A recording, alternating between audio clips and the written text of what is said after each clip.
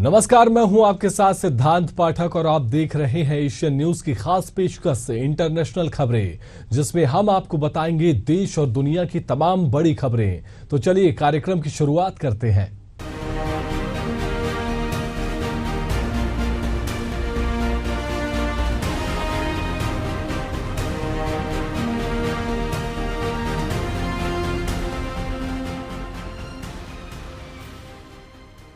अफगानिस्तान में तालिबानी शासन के 3 साल पूरे हो गए, जिसके जश्न में तालिबान ने अफगानिस्तान में अपनी अब तक की सबसे बड़ी रैली निकाली।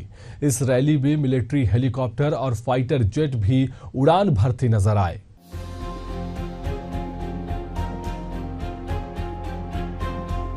अफगानिस्तान में शासन के 3 साल पूरे होने पर तालिबान ने बुधवार को जश्न मनाया। इस दौरान उन्होंने अब तक की सबसे बड़ी मिलिट्री परेड निकाली। इसमें तालिबान शासन के सोवियत काल के टैंक और तोपखाने दिखाए। अफगानिस्तान के बगराम में मौजूद अमेरिकी बेस में परेड की शुरुआत हुई। यह जगह राजधानी काबुल से करीब 40 किलोमीटर दूर है। दरअसल तालिबान के आने से पहले बगराम अमेरिका का सैन्य ठिकाना था। यहाँ अमेरिका ने कई तालिबानियों को गिरफ्तार करके भी रखा था। बुधवार को हुई परेड में चीन और ईरान के डिप्लोमेट्स मौजूद रहे। इस दौरान उन हथियारों और सैन्य वाहनों को भी दिखाया गया जिन्हें अमेरिका वहीं छोड़ गया था। तालिबानी लड़ाकों ने सैन्य वर्दी में मार्च पास्ट किया। सभी सैन्य वाहनों पर इस्लामिक एमिरेट ऑफ अफगानिस्तान का काले सफेद रंग का झंडा लगा हुआ था। यह देश में तालिबान के शासन का प्रतीक है। इसके अलावा बगराम बेस के ऊपर मिलिट्री हेलीकॉप्टर और फाइटर जेट भी उड़ान भरते नजर आए। तालिबान के लड़ाके सैनिक की वर्दी पहने हाथ में मशीन गन लेकर मार्च पास्ट करते नजर आए। वहीं तालिबानी लड़ाकों ने मोटरसाइकिलों पर तालिबान का झंडा लेकर काफिला भी निकाला। अफगानिस्तान के प्रधानमंत्री मोहम्मद हसन अखुंद ने पश्चिमी कब्जे को हराकर तालिबान की जीत के लिए अधिकारियों को बधाई दी। अखुंद ने कहा, तालिबान सरकार का फर्ज है कि वह इस्लामिक राज बनाए रखे, लोगों की जिंदगी और संपत्ति की रक्षा करे और देश के सम्मान के लिए काम करते रहे। वहीं एक समय विदेशी दूतावासों का गढ़ रहे ग्रीन जोन में भी अफगानी बच्चे तालिबान का झंडा लहराते दिखे। 14 लाख लड़कियों को नहीं मिली माध्यमिक शिक्षा। अफगानिस्तान में तालिबान शासन आने के बाद से महिलाओं और बच्चियों पर कई तरह की पाबंदियां लगा दी गई। 2021 से करीब 14 लाख लड़कियां अफगानिस्तान में माध्यमिक शिक्षा नहीं ले सकी हैं। यूनेस्को के आंकड़ों के मुताबिक प्राथमिक शिक्षा के लिए भी लड़कों की तुलना में लड़कियों की संख्या 11 लाख कम दर्ज की गई है। इसके अलावा तालिबान ने बालिग लड़कियों की मस्जिद जाने पर भी रोक लगा रखी है। तालिबान के कानून के मुताबिक जो भी महिला अडल्ट्री यानी पति के अलावा दूसरे पुरुष से संबंध बनाने के मामले में दोषी हुई, उसकी पत्थरों से मार मार कर हत्या कर दी जाएगी। अफगानिस्तान में दुकानों के बाहर महिलाओं की तस्वीर वाले बोर्ड नहीं लगाए जा सकते। महिलाओं के अकेले यात्रा करने और उन्हें ड्राइविंग लाइसेंस दिए जाने पर भी पाबंदी है। महिलाओं के लिए हिजाब पहनना अनिवार्य है। मान्यता मिलने के इंतजार में तालिबान शासन। तालिबान ने 15 अगस्त 2021 को काबुल के साथ ही पूरे अफगानिस्तान पर कब्जा कर लिया था। अमेरिका और भारत समेत अब तक किसी भी देश ने तालिबान को अफगानिस्तान की सरकार के तौर पर मान्यता नहीं दी है। अफगानिस्तान लगातार दुनिया से उसे मान्यता देने की मांग करता रहा है। तालिबान के कार्यकारी रक्षा मंत्री मुल्ला मोहम्मद याकूब मुजाहिद ने एक इंटरव्यू में कहा था कि सरकार ने मान्यता हासिल करने के लिए सारी जरूरतों को पूरा कर लिया है। इसके बावजूद अमेरिका के दबाव में आकर दूसरे देश हमें मान्यता नहीं दे रहे हैं। Bureau report, Asian news.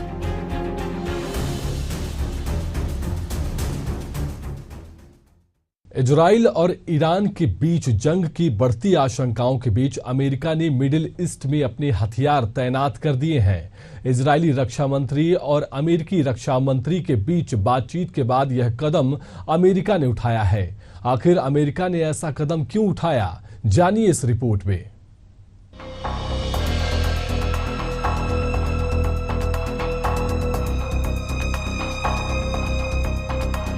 America ने मिडिल ईस्ट में गाइडेड मिसाइलों से लैस पनडुब्बी और F-35C फाइटर जेट से लैस एयरक्राफ्ट कैरियर को रवाना कर दिया है।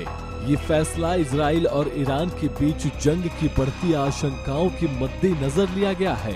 इजरायली रक्षा मंत्री योआव गैलेंट और अमेरिकी रक्षा मंत्री लॉयड ऑस्टिन के बीच बातचीत के बाद ये फैसला लिया गया। अमेरिका रक्षा मंत्री ने कहा कि अमेरिका इजराइल की रक्षा के लिए प्रतिबद्ध है। इससे पहले 1 अगस्त को एक रिपोर्ट में एक जानकारी सामने आई कि अमेरिका ने मिडिल ईस्ट में 12 नए युद्धपोत तैनात किए हैं। अमेरिकी राष्ट्रपति जो बाइडेन ने इजराइल के प्रधानमंत्री बेंजामिन नेतन्याहू के साथ फोन पर बातचीत के दौरान इजराइल की रक्षा करने का वादा किया था।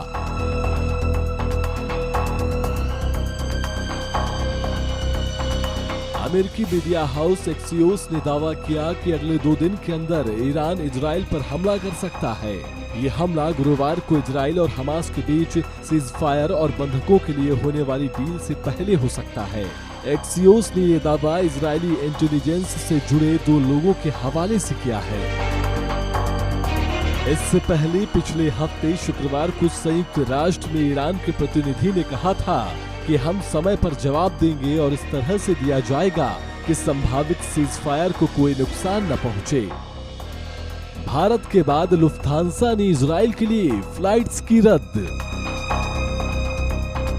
जर्मन एयरलाइंस कंपनी लुफ्थांसा ने इजराइल, ईरान और लेबनान के लिए फ्लाइट पर लगी रोक को आगे बढ़ा दिया है।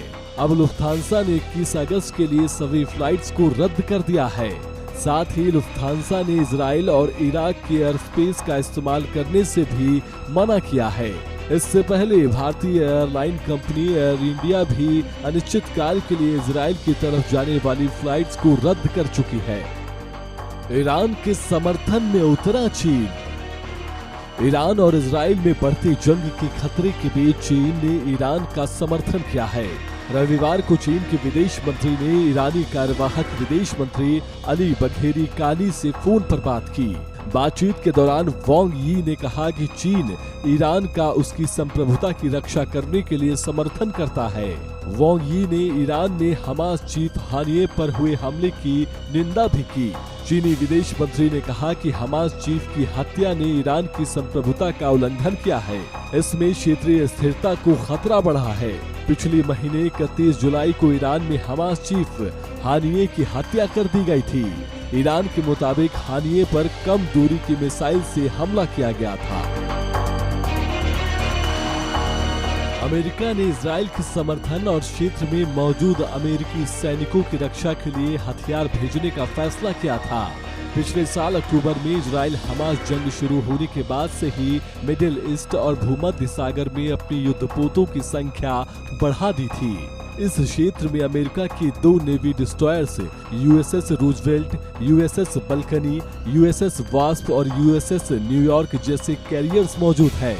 USS वास्प और न्यूयॉर्क को तनाव बढ़ने की स्थिति में इलाके में अमेरिकी सैनिकों को तुरंत वापस लाने के लिए तैनात किया गया है। इससे पहले 13 अप्रैल को भी जब ईरान ने इजराइल पर हमला किया था, तब अमेरिकी डिफेंस सिस्टम ने उसे इंटरसेप्ट कर दिया था। बहरहाल ईरान और इजराइल के इस युद्ध में कई लोगों की जान पहले ही जा चुकी है और इस तरह के फैसले आग में घी डालने का काम कर रहे हैं। Bureau report, Asian news. America में जल्द ही चुनाव होने हैं और चुनाव से पहले अमेरिका के पूर्व राष्ट्रपति और रिपब्लिकन पार्टी के राष्ट्रपति पद के उम्मीदवार डोनाल्ड ट्रंप के एक दावे ने विवाद खड़ा कर दिया है। क्या है विवाद की पूरी वजह, देखिए इस रिपोर्ट में।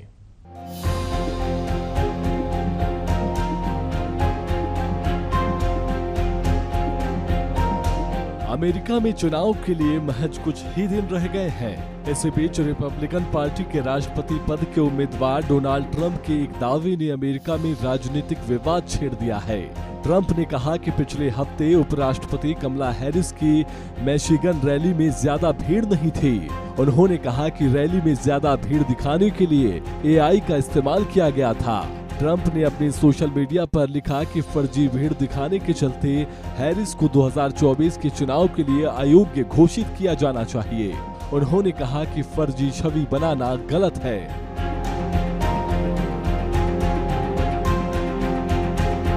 कमला ने बुधवार 7 अगस्त को मिशिगन के डेट्रॉयट में एक चुनावी रैली को संबोधित किया था। इस रैली से पहले एयरपोर्ट पर खूब भीड़ जुटी थी। सोशल मीडिया पर इसकी तस्वीरें भी वायरल हुई थी, जिसके बाद ट्रंप ने कहा कि ये सब कुछ नकली है। ट्रंप ने सोशल मीडिया पर लिखा, क्या किसी ने देखा कि कमला ने एयरपोर्ट पर धोखा दिया? उसने समर्थकों की एक बड़ी भीड़ दिखाई, लेकिन ऐसा नहीं था। वहां उनका कोई इंतजार नहीं कर रहा था। कमला हैरिस और टिम वॉल्ज की चुनावी टीम ने सोशल मीडिया पर ट्रंप के दावे को गलत बताया है। उन्होंने कहा कि मिशिगन में कमला और वॉल्ज को देखने के लिए करीब 15,000 लोग आए थे। लगता है कि ट्रंप की एनर्जी कम हो रही है।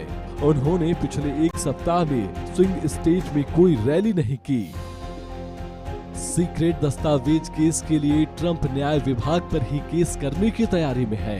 एक रिपोर्ट के अनुसार ट्रंप गोपनीय सरकारी दस्तावेजों को प्राप्त करने के लिए अपनी मार-ए-लागो स्टेट में तलाशी वारंट जारी करने के लिए अमेरिकी न्याय विभाग पर $100 मिलियन का मुकदमा करने की योजना बना रहे हैं। पूर्व राष्ट्रपति के मार-ए-लागो आवास पर 8 अगस्त 2022 को FBI ने छापे मारे थे। रिपोर्ट में कहा गया कि ट्रंप की कानूनी टीम यह तर्क देगी कि न्याय विभाग ने जब उनकी संपत्ति की तलाशी ली तो उनका राजनीतिक उत्पीड़न करने का इरादा था। जनता का आर्थिक मुद्दों पर ट्रंप से ज्यादा भरोसा कमला पर। अमेरिकी अर्थव्यवस्था के मामले में ट्रंप की तुलना में ज्यादा लोगों को कमला हैरिस पर भरोसा है। फाइनेंशियल टाइम और मिशिगन यूनिवर्सिटी के सर्वेक्षण में पाया गया कि 42% मतदाता आर्थिक मुद्दों पर हैरिस पर भरोसा करते हैं, जो ट्रंप से 1% अधिक है। वहीं 41% लोगों का मानना है कि ट्रंप अमेरिकी अर्थव्यवस्था को पटरी पर ला सकते हैं। चौंकाने वाली बात यह है कि जुलाई में भी ट्रंप 41% पर ही थे, जबकि बाइडेन ट्रंप से 6 अंक पीछे 35% पर थे। Bureau report, Asian news. रूस और यूक्रेन के बीच जारी जंग के करीब 3 साल हो रहे हैं। वहीं रूस ने इस युद्ध की शुरुआत की थी, जिसमें रूस ने यूक्रेन को भारी नुकसान हुआ था। यहां तक कि यूक्रेन राष्ट्रपति को छुपना भी पड़ गया था। और अब खबर सामने आ रही है कि यूक्रेन ने रूस में घुसकर हमले तेज कर दिए हैं और रूस के कई गांवों पर यूक्रेनी सेना ने अपना कब्जा जमा लिया है। वहीं यूक्रेन का यह हमला अब तक का सबसे बड़ा हमला माना जा रहा है।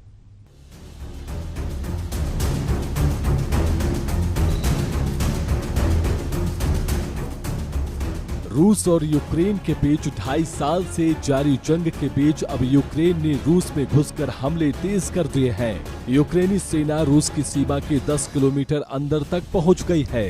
वहीं रूसी प्रांत कुर्स्क के गवर्नर ने बताया कि हमलों को देखते हुए 76,000 लोग घर छोड़ चुके हैं। मीडिया रिपोर्ट्स के मुताबिक यूक्रेन के 1000 से ज्यादा सैनिक, 20 बख्तरबंद गाड़ियां और 11 टैंक रूस में मौजूद हैं। उन्होंने कई गांवों पर कब्जा कर लिया है। उनका अगला टारगेट सुत्जा शहर बताया जा रहा है। रूस यूक्रेन जंग की शुरुआत के बाद से यूक्रेन की तरफ से यह अब तक का सबसे बड़ा पलटवार है। यूक्रेन ने रूस के 15 सैन्य वाहनों को तबाह किया। सोशल मीडिया पर वायरल हुए एक वीडियो में रूस के ओक्टाबास्को शहर में 15 सैन्य वाहनों का काफिला क्षतिग्रस्त नजर आ रहा है। यह शहर रूसी सीमा से करीब 38 किलोमीटर दूर है। हमलों को देखते हुए रूस ने कुर्स्क में कई टैंक और रॉकेट लॉन्चर भेजे हैं। वहीं यूक्रेन के राष्ट्रपति जेलेंस्की ने रविवार को पहली बार रूस पर हमले की बात कबूली है। जेलेंस्की ने कहा कि हमारी सेना जंग को रूस की जमीन पर लेकर जा रही है। उन्होंने साबित कर दिया कि वे इंसाफ बहाल करते हुए हमलावरों पर जरूरी दबाव डालने में सक्षम हैं। यूक्रेनी राष्ट्रपति ने सैनिकों का शुक्रिया अदा भी किया है। रूस के कुर्स्क न्यूक्लियर पावर प्लांट पर हमले का खतरा। यह प्लांट सुत्जा शहर से करीब 60 किलोमीटर दूर स्थित है। International atomic energy agency chief ने जारी की चेतावनी। दोनों देशों से सावधानी बरतने की अपील। यूक्रेनी हमले की वजह से कुर्स्क प्रांत के न्यूक्लियर पावर प्लांट पर खतरा मंडरा रहा है। दरअसल यह प्लांट सुज्जा शहर से करीब 60 किलोमीटर दूर है। इस बीच इंटरनेशनल एटॉमिक एनर्जी एजेंसी के चीफ राफेल ग्रासी ने चेतावनी जारी की है। उन्होंने दोनों देशों से सावधानी बरतने की अपील की है, जिससे परमाणु दुर्घटना को रोका जा सके। इससे पहले 8 अगस्त को यूक्रेनी सैनिकों के घुसने के बाद कुर्स्क ओब्लास्ट प्रांत में इमरजेंसी लगा दी गई थी। यूक्रेन ने रूस के लिपेत्स्क प्रांत में बॉर्डर से 300 किलोमीटर दूर एक एयरफील्ड को भी ड्रोन के जरिए निशाना बनाया था। ये मिलिट्री एयरफील्ड रूस के फाइटर जेट्स, हेलीकॉप्टर और 700 से ज्यादा शक्तिशाली गाइडेड बम का बेस थी। यूक्रेन ने रूसी एयरफील्ड को बनाया निशाना।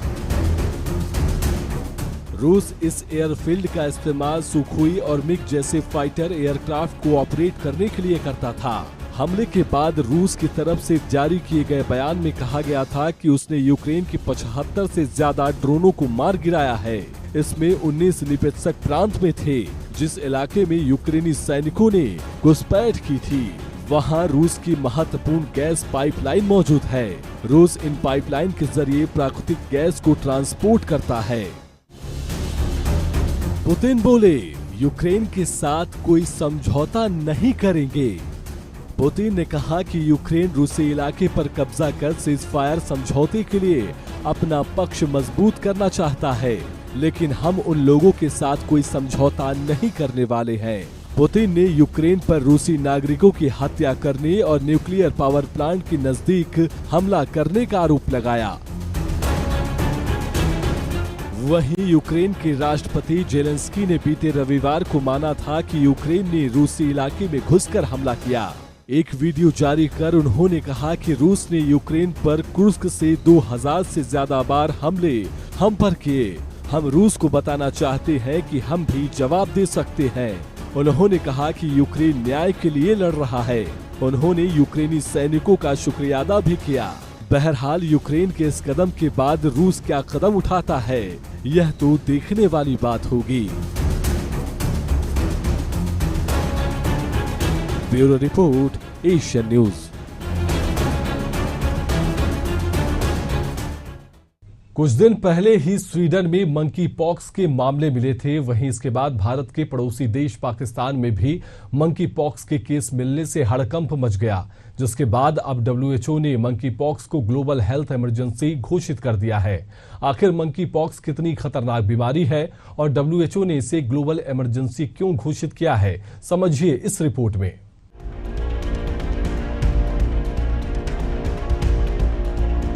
स्वीडन के बाद अब पाकिस्तान में भी मंकी पॉक्स के केस मिले हैं। एक रिपोर्ट के मुताबिक पाकिस्तान में शुक्रवार यानी 16 अगस्त को मंकी पॉक्स के 3 केस मिले।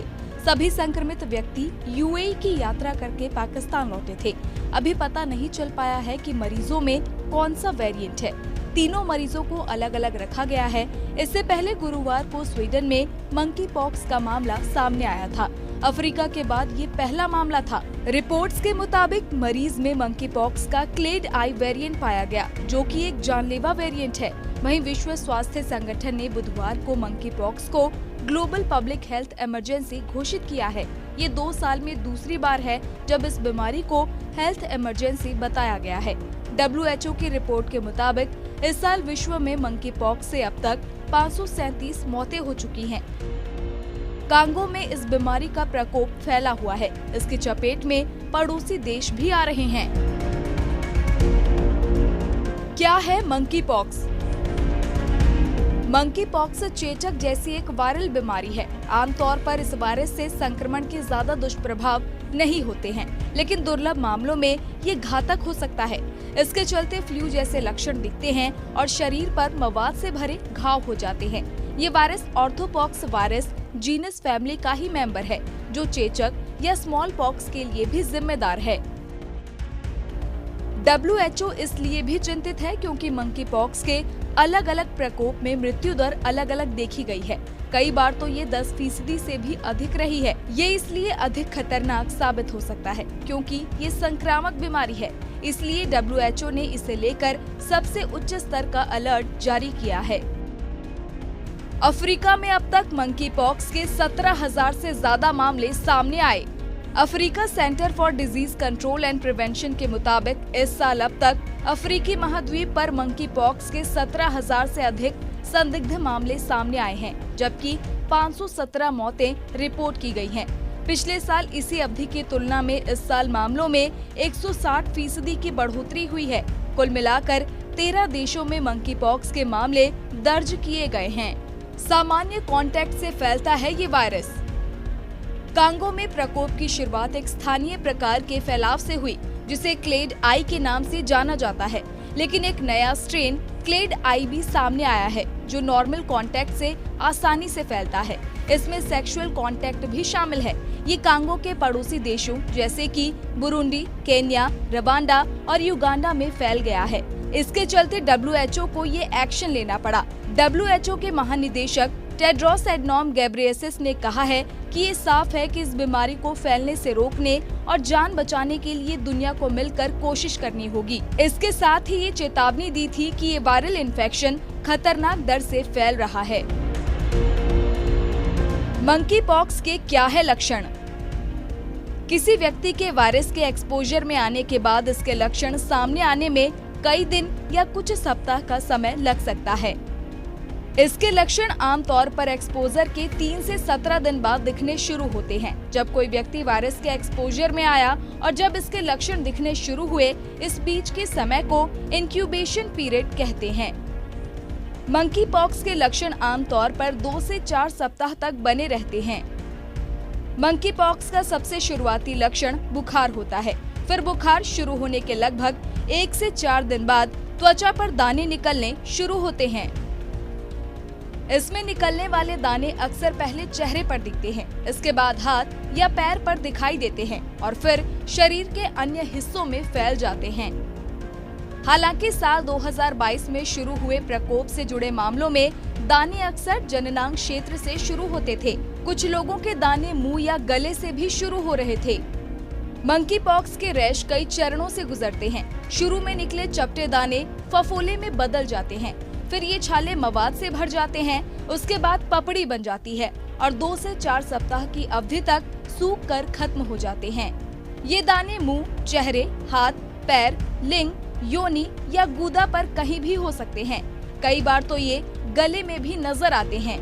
जब से मंकी पॉक्स के लक्षण दिखने शुरू होते हैं, तब से लेकर आपके दाने और पपड़ी ठीक होने तक संक्रमित व्यक्ति इसे फैला सकता है। इसके अलावा लक्षण विकसित होने से पहले भी ये संक्रमित व्यक्ति के जरिए फैल सकता है। वहीं कई बार हर संक्रमित व्यक्ति के लक्षण अलग हो सकते हैं। क्या है मंकी पॉक्स का इलाज? Centre for disease control and prevention के मुताबिक मंकी पॉक्स के संक्रमण के लिए वर्तमान में कोई खास उपचार उपलब्ध नहीं है। हालांकि कुछ दवाओं की मदद से इसके फैलने को नियंत्रित किया जा सकता है। मार्केट में कुछ दवाएं पहले से मौजूद हैं जो मंकी पॉक्स के इलाज में इस्तेमाल के लिए अप्रूव्ड हैं और बीमारी के खिलाफ काफी हद तक प्रभावी भी रही हैं। इसके इलाज में आमतौर पर सिडोफोविर ST246 का इस्तेमाल किया जाता है। वहीं मंकी पॉक्स के प्रकोप से हमें कई वैक्सीन बचा सकती हैं। कुछ वैक्सीन इसके लिए ही तैयार की गई हैं, जबकि कुछ वैक्सीन चेचक के लिए तैयार की गई थी, जो इसे रोकने में कारगर हैं। Bureau report, Asian news. हमारे इस खास कार्यक्रम में फिलहाल के लिए इतना ही। देश और दुनिया की तमाम अपडेट्स के लिए देखते रहिए एशियन न्यूज। नमस्कार।